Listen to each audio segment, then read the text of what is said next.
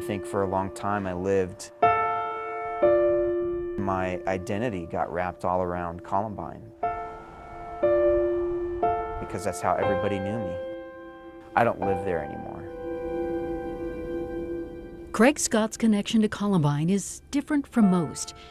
He was the one student who lost his sister, Rachel Joy Scott.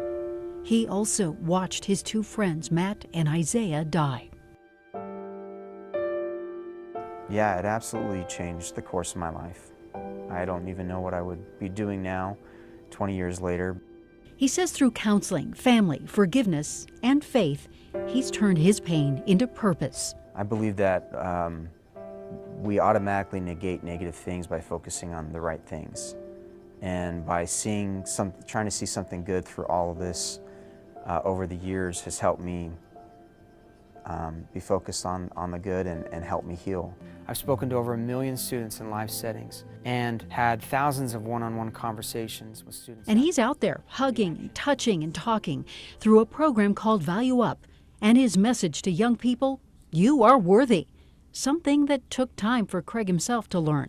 I don't think like, why me or why Rachel?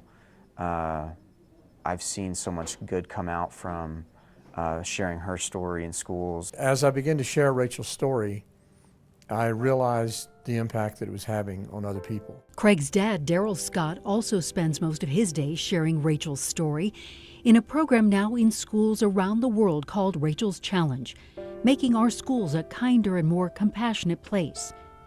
He says Rachel herself spelled it all out when she wrote, "I have this theory that if one person can go out of their way to show compassion, then it will start a chain reaction of the same. People will never know how far a little kindness can go." Through her writings, there's just an element of almost premonition or prophetic about her life, her death, and the things that followed. She wrote, "These hands belong to Rachel Joy Scott and will someday touch millions of people's hearts." She wrote her last poem as a prayer, "God, who will you give to walk with me through these halls of a tragedy?" A year to the day before she died, she said, "I have a heavy heart. Something in me makes me want to cry. I don't know what it is. Something is going to happen." He took those words to heart and now takes comfort in knowing the chain reaction is happening, something good coming out of a tragedy. I believe that there aren't too many accidents in the world. I believe that things have purpose. And if we can look hard enough, we can find that purpose.